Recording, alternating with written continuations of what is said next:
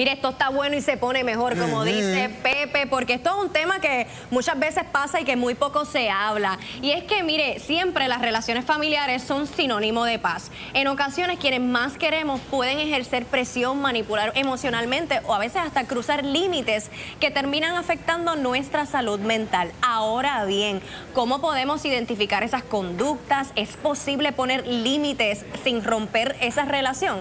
Hoy nos acompaña la doctora María del Carmen Hernández Lladó y también Rosimari Rivera para hablar y discutir de este tema. Bienvenidas, chicas. Gracias, Ama, por estar con nosotros aquí en la mañana, como siempre. Un placer tenerla acá. Pero este tema de la manipulación es más normal de lo que pensamos. Sí. Es bien normal. Es bien normal y se da, yo te diría que en la mayoría de las familias. Y cuando hablamos de un punto diferentes contextos. que le llamamos normal, ¿es que lo normalizamos o es que algo que no está correcto que seguimos propagando cada vez más? Lo normalizamos. Porque obviamente, como comentábamos fuera de aire, de empezar el programa, nos sentimos culpables. Poner límites, nos hemos acostumbrado a que como sentirnos culpables. ¿Culpable por qué? Yo siempre tengo que buscar cómo yo me siento ante la situación y cómo puedo manejar la situación, porque yo no puedo controlar lo que la persona piense, actúe o sienta, pero sí puedo controlar cómo yo me siento y cómo yo puedo trabajar la situación. ¿Y cómo le hacemos, verdad? Porque el manipulador siempre sabe que está manipulando. No necesariamente en todos los casos. Hay algunos que lo hacen con intención, hay otros que simplemente lo hacen porque son conductas aprendidas.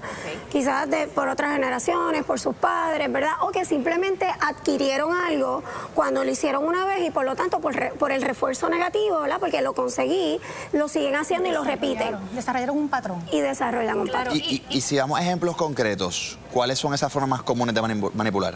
Yo siempre, el ejemplo de los más que recibo, lo de los padres.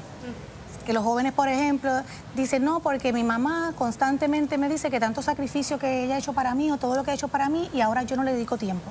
Y cuando tú desglosas realmente cuáles son los patrones, no es que no le dedique tiempo, es que mamá a lo mejor, ¿verdad?, necesita sentir a su hijo como antes, que no está en la misma etapa, y empieza a manipular con comentarios, haciéndolo sentir culpable, y esa estrategia a largo plazo, pues obviamente se convierte en un patrón dañino. ¿Y cómo podemos entonces, doctora, llevar esa relación en paz, verdad? Porque si bien es mi familiar, yo no quiero hacerlo sentir mal, pero también necesito ponerme como prioridad porque en efecto me está afectando esto. Y no necesariamente es que yo no te ame y no te quiero. Correcto, y no lo podemos malinterpretar como egoísmo, ¿verdad? Porque mucha gente, y ahí empieza el sentimiento de la culpa, es pensar que yo soy egoísta por querer establecer unos límites saludables, y límites saludables es poner un freno o un pare en las conductas que a ti te causan malestar, que te incomodan, que te causan emociones intensas. ¿Verdad? ¿Y cómo lo podemos hacer? Mira, siendo bien claros, primero que todo identificando nuestras propias necesidades, porque pensamos inicialmente en la otra persona, pero si ya tú lo has intentado todo y esa persona no cambia y te sigue manipulando y te sigue haciendo sentir mal en distintos contextos familiares, pues ahí tú tienes que pensar en ti. Así que tú identificas esas necesidades inmediatas que tú tienes para tú poder estar en armoniosidad con ese familiar. Número 2, sé claro y preciso, o sea, pero bien preciso. Y aquí yo incluiría la firmeza. Cuando estamos estableciendo límites, no vayas con duda, ya tú ves certero o certera a lo que tú deseas establecer con esa persona. Y si no pudieran llegar a acuerdo, ¿verdad?, que es la otra recomendación que yo doy, tratar de llegar a acuerdo. Mira, a mí no me gusta, por ejemplo, el tema de política o el tema del dinero. A mí, ese tema para mí es bastante sensitivo. Yo prefiero que por favor no me lo digas, porque a mí me hace sentir incómoda. Eso es firme. Así que por favor, de ahora en adelante no lo hagas más conmigo, ¿eh? Eso es firme, pero a la misma vez certera. Y antes de entrar en esa parte, ¿cómo yo entro en saber la diferencia entre un consejo, una preocupación genuina y cuando llegan a la manipulación? Yo siempre se ve un patrón de que si te quita la paz, si te hace sentir mal, si cada vez que tratas de tener una conversación empieza la falta de respeto, la mala interpretación, el chantaje, que también ¿verdad?, puede estar ahí relacionado, ya definitivamente es un patrón que tienes que decir, aquí algo no anda bien, y yo crear, como dice la doctora, crear la conciencia de que no puedo sentirme culpable por decir que no, ser consistente, que mi sí sea sí, mi no sea no, y repasar realmente cómo yo me sentí en el momento que tomé esa decisión, para entonces con respeto sentarme con la persona y decirle, yo te entiendo, respeto, ¿verdad?, lo que tú me estás diciendo a mí, pero esta es la decisión que yo he tomado. Y quiero que de ahora en adelante entiendas que esta es mi forma de relacionarme contigo. ¿Hay un perfil exacto de la persona que es manipuladora o el que está siendo manipulado?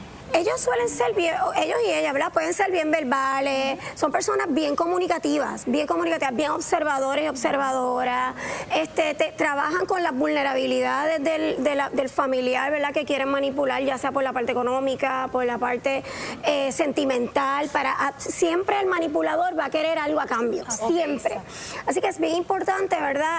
Identificar esas personas que cuando ya, como dice Rosimari, empiezan a tener algún tipo de comportamiento que no es cómodo para ti, pero también puede ser para un otro familiar y tú te estás dando cuenta, ¿verdad? Y cómo tú aconsejas, ¿verdad? Y ligándolo con lo que Pepe ahorita mencionó, cómo tú puedes aconsejar, el consejo se da 1 o 2 veces, no se repite.